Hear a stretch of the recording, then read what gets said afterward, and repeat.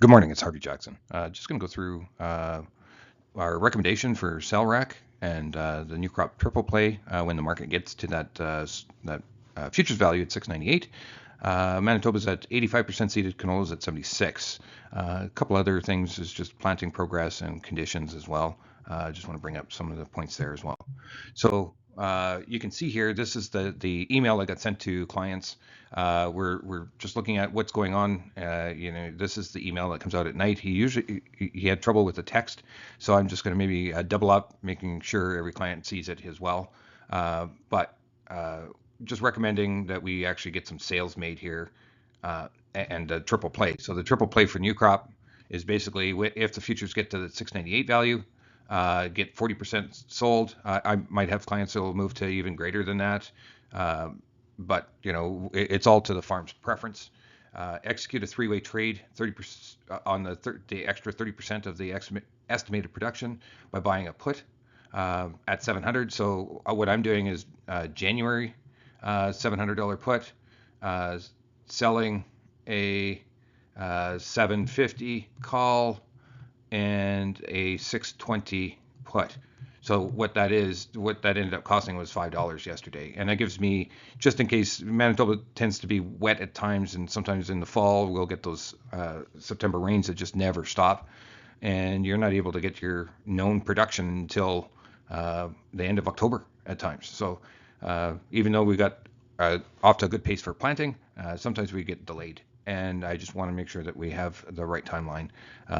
You want to have that protection for selling that crop. And then the other leg is actually going into futures, short futures. But we're still waiting for the market to get to that 698 futures value before you start doing that. Crop ratings came out. Here's just the corn one. And I want to point out Ohio, some of these really wet states, planted and even conditions.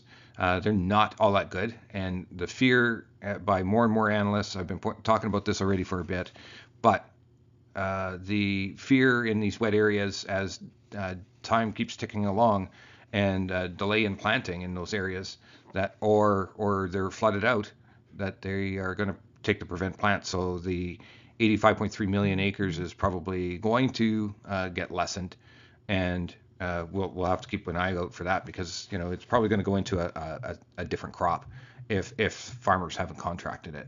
The other one that I want to point out is just this area here that Kyle talked about in that email.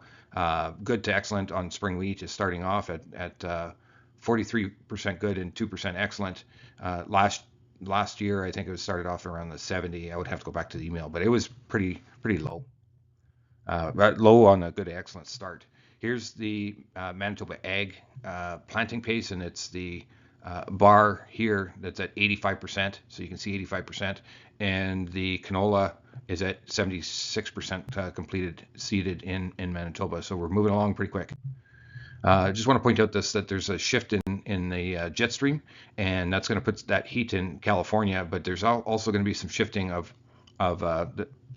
with a jet stream, that we're going to maybe have some changes in the weather. Now, what does that mean? So it looks like there's going to be precipitation in this area, still maybe voiding a little bit of some of these, like Iowa or Illinois is still subject to lower amounts of rainfall. Now, this is not going to be a rainfall event that's going to make a crop or anything like that. That is for certain. But you can see that there's some areas over here that didn't even get moisture. There's not super hot here, but some heat coming in would be good for the growing season. You can see here there's some areas that are been deficient in getting moisture in the last 7 days. There's that rain event that's still coming, but just keep that in mind if it does reach back, cover some of this area. I do not know if it's going to get some of those dry areas. I hear Melfort is in some pretty dry pocket over there. India looks like their crop is good, and they are going to replenish what they need. So they're very unlikely going to need to buy any wheat. There's been 3 years of decreasing stocks in the stockpiles in India, and looks like they're going to replenish it all in 1 year.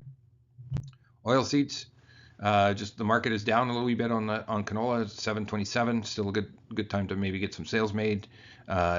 November only down $1.40. Rapeseed is down 2 1/4. soybean oil is still just hovering right at unchanged, really. Or soybean oil, I should say, and soybeans are down 2.5 cents, and the wheats are up now. I think that's part reason of some of the condition reports that came out after the close yesterday. So here we are with canola. You can see the slowing of the pace. I didn't show volume on this chart, but volume has been decreasing as this pace is kind of slowing. I would expect, and I've said this before, I would expect if we're going to be holding onto a contract to June, that the grain companies may move over to November sooner than you think as this volume is decreasing. And it could be telling us that they are already doing it as well. Here's your November contract still holding up pretty good. You could basically say we made a double top just like we did in the July contract. Here's your European rapeseed. It pulled back as well, but still supported. Your soybean oil futures. It's still supported, but not anywhere close to the high that we made a couple of weeks ago. Soybean futures themselves still looks like an upward trend here, but at the bottom end of that channel. Crude oil looks like it's still hovering in that 61 to $60 area. The Canadian dollar has fallen off. It got to those highs and then went a little wee bit above it and then quickly retreated. But I think it's more of a fact that the U.S. dollar has gained some strength than it is a Canadian dollar weakness. So paying attention to the U.S. dollar, and I think it could be trade flows. The anticipation that there's going to be some deals done will increase the U.S. dollar.